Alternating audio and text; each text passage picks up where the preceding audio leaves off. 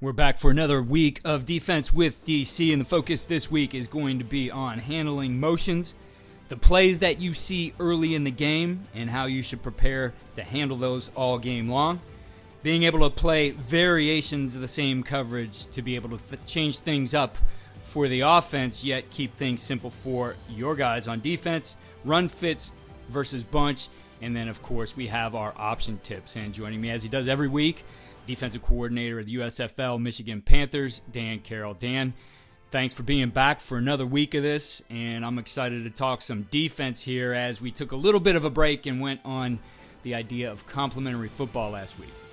Yeah, it was a great week. A lot of things to learn from, a lot of information out there. It's enjoyable to sit down, watch it, take some notes, and put yourself in the shoes of some of these coaches. And as the season winds down, there's tips here and there that really make a difference in your season. The fun part of being able to sit back and be in the positions that we are and watch games is beyond the entertainment of the game, it is a chance to learn. So you sit down and start watching certain things, and you'll start to see some patterns to develop, and you think about just different ways that you can handle those. And I know one of the games that you focused on was Missouri and South Carolina, and Missouri doing a great job of holding South Carolina 203 yards, 3.8 yards per play for the game. Admittedly, not two teams I'm most familiar with as far as what I've seen this year. Familiar with some of their coaches and people on their staff, and I have a relationship with Blake Baker, defense coordinator at Missouri, but was really impressed with just how Missouri played, what they were able to do on defense. I thought that, again, I don't know what they've been doing all year, but they were relatively simple as far as what they were asking of the players, but they presented enough pictures for the offense to where maybe they weren't in sync. The offense wasn't in sync enough to really know what they were in. So, the first thing you notice is South Carolina, in the very beginning of the game, they gave two variations of counter in the first three plays. So they were two different. One was OY and one was an OT counter. So just thinking about that, and really, not that every coordinator scripts the first 10 or 12 on offense. I think some probably do, some don't. I know they script maybe the first and second down plays, and then, your third down, if you get in any other situations early in the game somehow, maybe off a turnover, or a long kick return, you're in red zone. All that, is a little different. But I do think every coordinator says, we want to get these plays in early and see how they go, and whatever that is. So I look at that like once I see something early in the game, especially if it's something we hadn't repped a ton. And again, maybe South Carolina runs counter 50 times a game. I don't really know, but it just seemed like to get two versions of it early in the game. In that situation, for me, I would have went back and said, okay, we are going to get a lot of counters. So we need to coach through not just the two that we saw, but the other formations that they have, the blitzes that we could be in those situations, and any other type of secondary support we might be playing that would put one of our DBs in a run fit situation he's not normally in based on those two plays that we saw. So, it would have been coming off that first series on the sideline, it would have been a mad dash to, all right, get counter coached up with the guys. And we got to go, whoever's in the box helping you. Okay, what are the formations? They're willing to do it these two ways. These are the formations they did it out of. Okay, how else can they get to this? They're going to go to a two-back version of it, or they're going to go to a 2x2 version of it because it was 3x1. So where are they going to attack back at us again with counter? And what are going to be the calls we might be in that could be a run fit that we didn't really rep this week very often? Again, typically for us, that'd be like, okay, we figured out that if we do it and if we're in this rotation and they run it, that means our safety's going to have to make the tackle. We got to make sure he's ready to do that. Yeah, I think that's an important thing to note is whether somebody has a scripted set of openers or they have some objectives early on, it is about testing out the defense and seeing this is what we worked on all week. How are they going to align? Does this hold up? And also seeing like if you've put in a little bit of a wrinkle, how are they going to handle that wrinkle, right? And planning for that as well. So that's a sound approach to the beginning of the game, right? Because you don't want to just constantly be having to go to the sideline and get the chalk and do it again and again, rather than saying right off the bat, hey, we need to handle this right now. Yeah, I mean, so much of being the coordinator and just being a coach, being an assistant, a position coach, anything, is just being out in front of what's about to happen. And you're going to get information. You're constantly in the game, constantly getting information that's telling you, what might happen. I mean, I've been through it where you see a guy get loose on a run play on RPOs where he's getting behind the defense or, whatever. Maybe it's a glance RPO that they hand the ball off and he's getting behind the defense consistently. Like, the post is going to come now. I mean, you might have thought that was just an inside zone play that you stuffed for +2. Okay. They ran it 3 times. We stuffed it for +2 every time. It was easy, but the guy in the box is seeing that his guy's getting behind the defense, right? He's getting behind the safety. So the play action post is probably coming. It's just those type of things that you have to see throughout the game to anticipate what's next. And honestly, like, you see those things in the game, and the offense sees them too, and they're eventually going to try to get them called, but maybe they never do. I'm sure that there's a lot of things I've coached on the sidelines that never actually came to fruition, but there's a reason for coaching it, right? You saw something in the game, and if I saw it, I know the offensive coordinator in the box saw it. So I got to assume he's going to attack that too, and I got to get the players ready for it. So, and then when it does happen, when you do call it and it does hit, the players tend to build their confidence a little bit in the game plan and in the coach and that thing. So it's really good. But the important thing, you use that information as first 2 drives. Like, what is the theme? What did they practice? Right? And you're going to get your defensive calls that you practice. If you build an auto blitz or you build an auto coverage or something like that, you're going to get that thing in early. They're going to get their stuff in early. And then it's going to be who can use that information and what the other one's thinking the best, right, as the game moves on to make the adjustments they need to win. I know another thing you see earlier in the game, and certainly something I would try to script in openers, is any kind of movements we were going to use, whether that's a shift in that emotion or just a motion right off the bat. It's, again, testing out how you're going to handle those things. So, I think that's the next thing you saw is just some ways to handle the different motions. Yeah, there's a lot of theories on it. I see a lot of different ways to do it. They spun motion out of 1 high early on. And, that motion a lot of times ties into gap schemes. I think that's a smart thing that offenses do, because when you motion, like if I'm the defense, the motion goes from my left to right. And then you pull back to the right also. Not only did you have to bump everybody or hand over the secondary possibly, but you also had to then, after the pull, everybody got to keep bumping over. So you can really, run people, get out in front of people when you motion left to right, and then you pull gap scheme left to right at the same time, right? But I do believe we like to handle speed motion with a spin. Now, I want the nickel to be able to run if he can recognize it's a cross motion, if it's any type of just change of strength motion where the guy's going to jog over there and get set up, or he's going to give you time to stay in front of the motion. But if it's a motion that we can't stay ahead of, we want to spin. And that's like, wow, that sounds good. How do you know? And the answer is you really don't know. So I let the nickel, if he thinks it's a possibility of motion by alignment pre-snap, and it could be the same, we'll talk about it in a second, he can alert spin.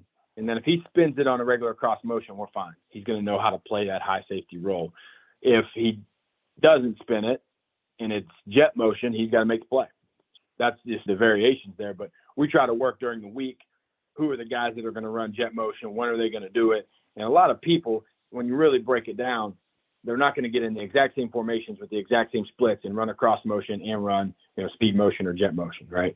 So you can really get it down to pretty much, this is the jet motion guy, this is the split he runs it from, anything else is likely to be another motion that I want you to track. So the next question is, how do you do it if you're in base defense? Right? If you got to put a sandbacker out there because they're in 12 or they're in 21 and they want to go slot and they want to do it, do you put the sandbacker high? And that is a great question. I have done that. I'm more likely to do it if we're in 2 high because he's a run fitter on that side anyway.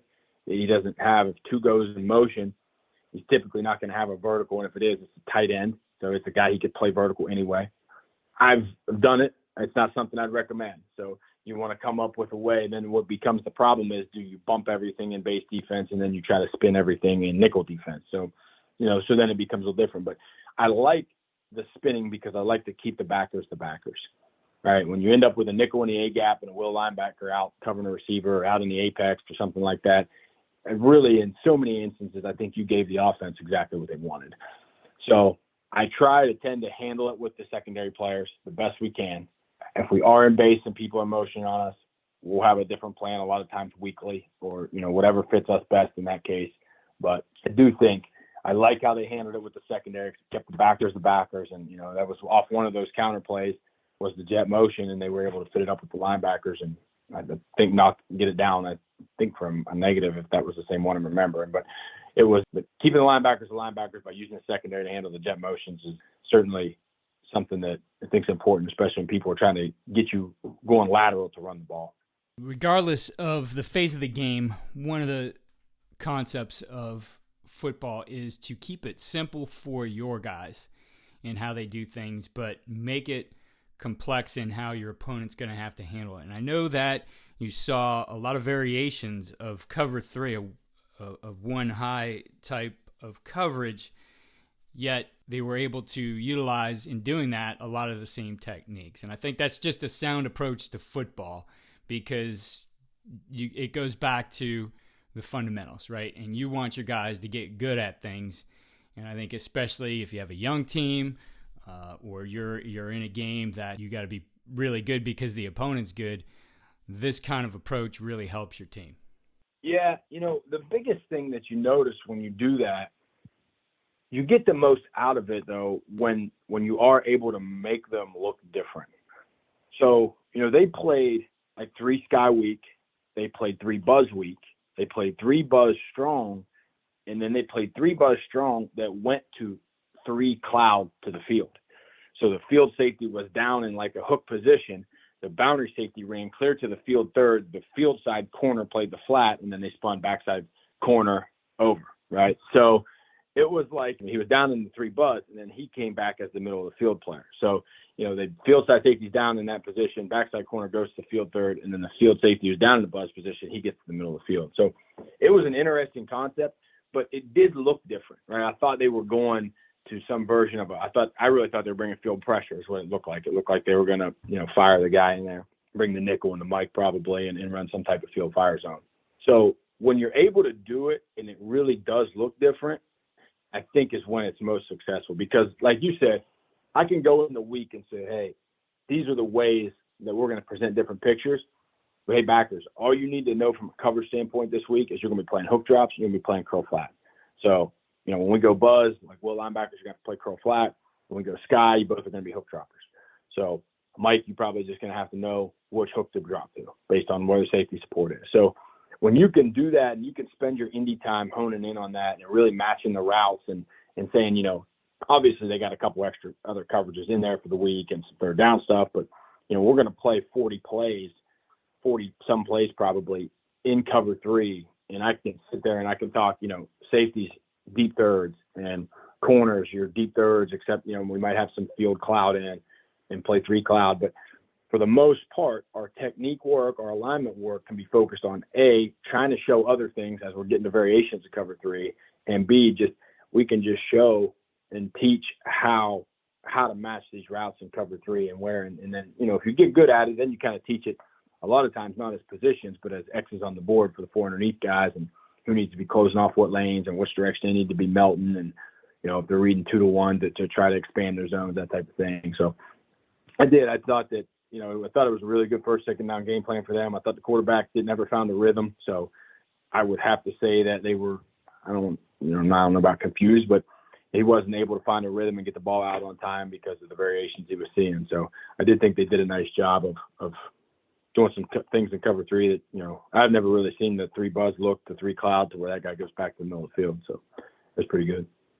Now, when you're looking at that and trying to, as you said, like play 40 snaps or something in a variation, let's say of cover 3, how much do you need of those other types of coverages? Whatever else you might use to just create a little balance for them not to be able to key in on, we're going to get a one high look, and these are the concepts we're going to use because they're best against one high, regardless of how they're spinning. How much do you need just as a change up and, a curveball for them so that they can't necessarily say, we're going to do this all the time? Yeah, I think that you want to find the places. If you're trying to make the game plan simple, you want to find the places that it's advantageous to be a little different. And, one thing, the first snap they got in like true 20 picture, like split backs. And I don't know what the scouting of it was, but a lot of times I think in 3, people feel like they got 2-on-2 out there to the bubble game where, you might be 3 over 2 if you're in cover 2 or if you're in like palms or quarters, something like that. But the first play out of that split backs was a bubble to 2. And for whatever reason, Missouri was in trap out there with the corner. And he absolutely blew the play up.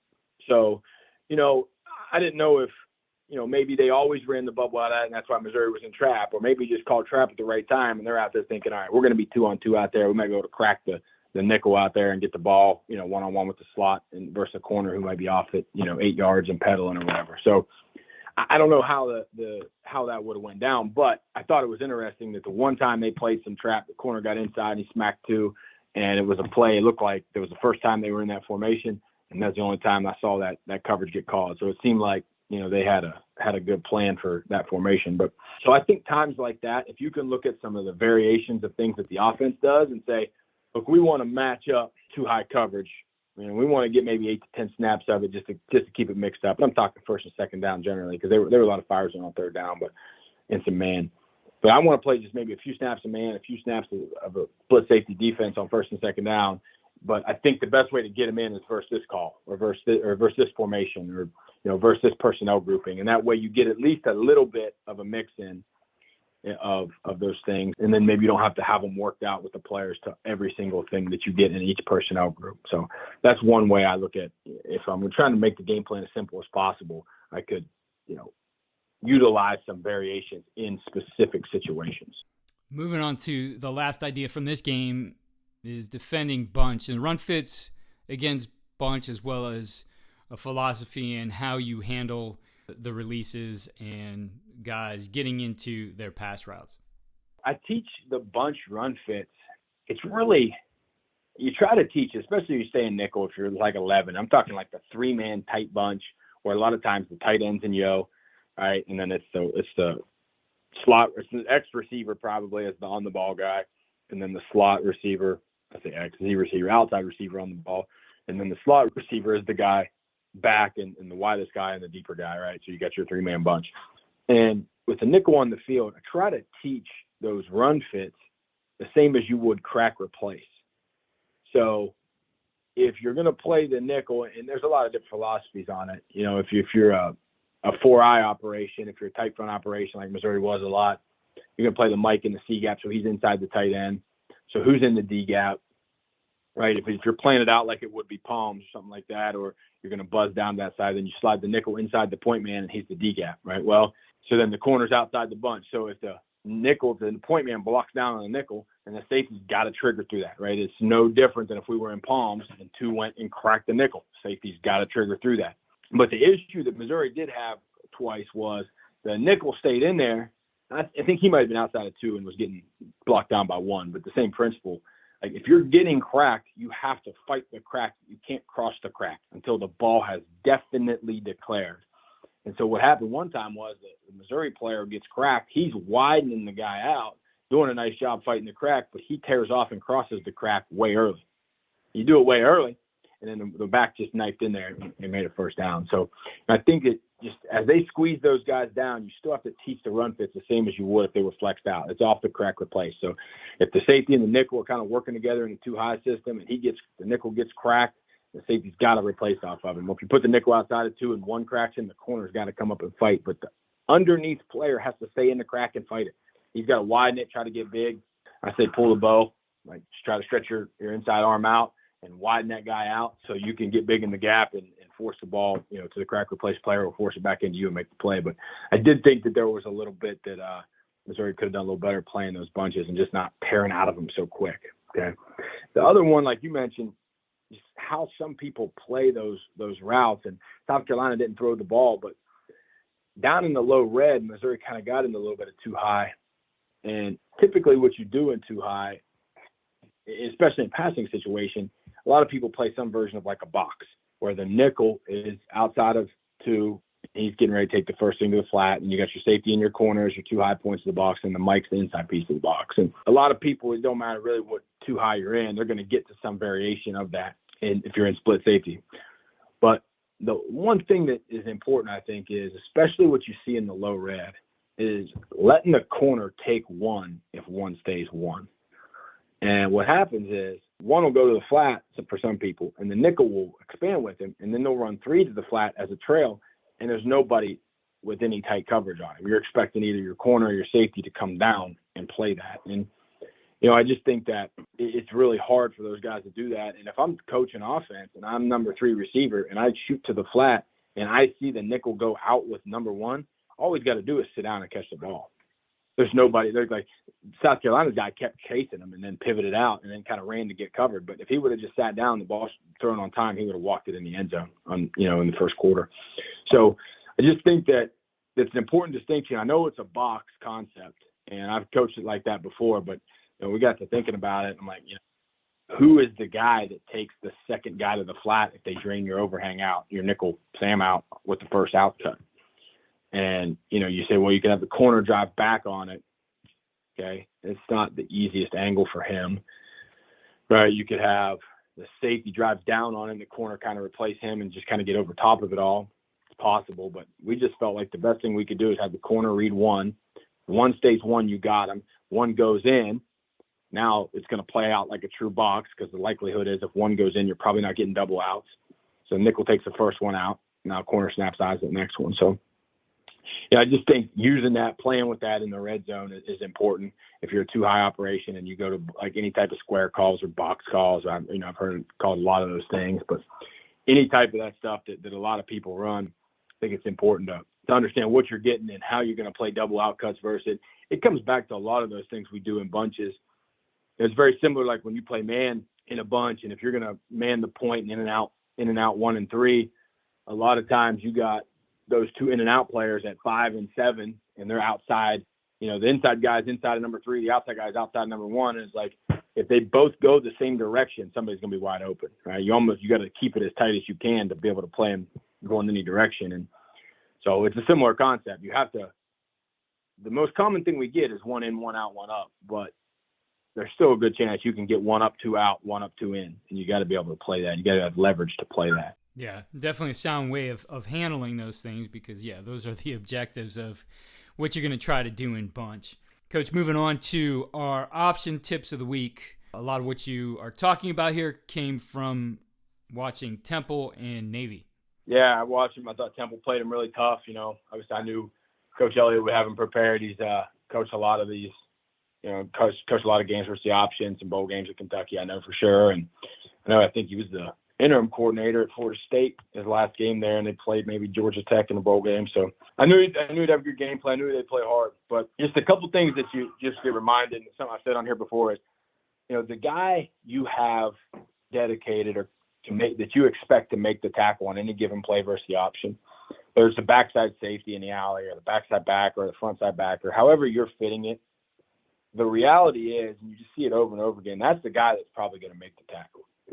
Now, the hard part is, can we get the guy to key it fast enough, see it fast enough, and run fast enough to make it for, +2 or less, to make an efficient play? Because what happens so often is if the ball does circle the defense and they are able to get some space in the alley, it's still the same guy making the play. He just made it for +9 or +11. So I think it's important when you're coaching this and you're saying, look, if you are the guy that's going to be the alley player and that ball is in the alley, there is nobody else to make the play. It will be your tackle. The likelihood is you'll make the tackle. It's just going to be on how fast, how well you practice it, how well you learn it, how fast you can key it, how fast you can get better as the game's going on if you're going to be able to make those tackles for, efficient plays or non-efficient plays. So always just one lens to think of that is from, and then what that comes into play also is, are we counting our best guys to make the tackles? Because sometimes the things sound really good on the board and they look really good, and maybe it is fundamentally and structurally the best way we can coach it. But sometimes it might count on a lesser player to make a tackle while we have a better player, maybe being the cutback player or something like that. And I've been through that. And, you want to kind of try to, as you're building out these game plans to play these option teams before you even get to the point of game week, is you want to make sure you got the right players that are supposed to be making the tackles, because there can end up being a lot of space, and it's going to take somebody to get them on the ground, and they got to do it over and over and over again. So you want to make sure it's your guys that can really do it. The other thing I would say, get aggressive. Don't let the crack blocks be their aggressive tool and you don't have an answer. So one thing that happened, you saw Navy, one thing Navy I thought did really well was the receivers coming off the ball in like a stock position on the corner. They would be, they would chop their feet, drop their hips like they're about to block the corner, and at the last second they were bursting to safety and getting a good body position crack on the safeties. And so the corner is now off the ball. He isn't able to come off. So I would say one great change up for that is that if you're having a hard time with that, is to be able to go to some trap, right? Be able to use the corner, what you call cloud or trap, whatever, but use the corner on the pitch player, keep the safety out of it. Okay. I think that's a change up. I talked a lot on here about backer force, and, Temple was in the 3-4 structure, so they could have been using outside backer some, which is good too, but which it helps with the cracks too, because the safety's coming straight downhill. He's not trying to run laterally through the alley. But the important thing is, if they're really cracking you, especially out of only with one person wide, no detached slot, no like double crack, but just one person split out wide, and they're able to crack the safeties, and it's hard on the corners. First of all, back them up a little bit can be helpful. But secondly, play some trap force or some cloud force on the pitch, and that way it creates a little indecision on that receiver. He ends up blocking a half-field player who is covering him anyway and doesn't have a run fit. So that's a great change-up if they're having success cracking you, especially when they're able to stock a little bit and then crack late. That's a good job by them. The other thing they did, I thought Temple did a little bit, was they shaded the nose, which is interesting. I do like it. I think it can be good. I think that if you really got a beat on which way the fullback's going to go, it's really good. And you actually want, in my opinion, you want to shade. Either way is fine. I kind of like shading away from where I think the fullback might go, because the center is going to try to veer into you a little bit, and you can push him back and sometimes steal a gap. If your nose is pretty good, shading him and trying to steal a gap, working on that shade as they try to veer up to the backer is a pretty good idea. If you can get that, if your nose can come off and play with his hands and move the center laterally a little bit, sometimes that's a lot better than playing a straight lag technique where you got to come off, feel where he's going to veer, and then you put yourself in a shade, and then you got to try to close off the front side gap with his body. So, it just kind of expedites the process of using the center to close off the front side gap. So if you are an odd team against the option, look at, possibly playing a shaded nose sometimes and trying to close off, trying to steal a gap in there and wad it up for the fullback, and let your backer play a little faster too. So those are the three things you notice from the game. Just the person you have dedicated to make the tackle on an option play is probably going to be the guy that makes it. It's our job to coach him up to get him to make it for an efficient play and not for a plus 11. Play aggressive with the cracks. Try to get in some cloud support, some trap support. Take the pitch with the corner, let the safety out of it. That way it messes up the timing and the indecision on the receiver who's doing the crack. And if you got a nose that can do it, shade him a little bit. You might be able to get some two-gap out of him and free up the backside backer to hit the fullback. Dan, another great analysis of some of the games here, as well as the coaching points you're able to draw out of those.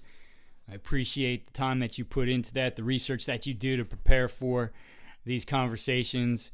And we'll be back at it again next week as we get deeper into the season here. We have the first FBS college football rankings coming out, so we are getting to crunch time here and heading into some rivalry weeks and a lot on the line, and certainly we're going to watch those games and learn from them.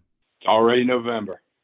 I certainly love the role I'm in now and the situation I'm in, but when the crisp air starts hitting, it feels like football season, and I'm just sitting there watching it with everybody else. So part of that is it's going to be a fun and interesting November to sit and watch. Earlier this season, we talked about self-scouting your game plan, and we're getting to that time of the year where some teams already in the clubhouse here, equipment's put away, and it's now time to look back on the season, reflect. It's a good time to have a self-scout, and Dan Carrel has put together a course on CoachTube called Make Sense of Your Self-Scout, and it's discovering the use of learning opportunities during the season to drive your off-season work and help you prepare for next season. As coaches who constantly evaluate our work, we must be conscious that nothing is more important than evaluating the game film. And in this course, you learn to take an in-depth look at your game film and see how you can use it to further develop your program, especially on the defensive side of the ball. He covers everything from what the self-scout should address, where to start, what to watch, game padding, player development as a guide to the offseason, fundamentals and techniques, call efficiency, putting together a situational library, and roster decisions. So it's a very comprehensive plan for taking a look at your past season and making some decisions to move forward, especially in terms of how you develop your players for next season. I'll put a link to that in the show notes. You click that link, you'll be able to save 25% on his course through the podcast here. So be sure to check that one out.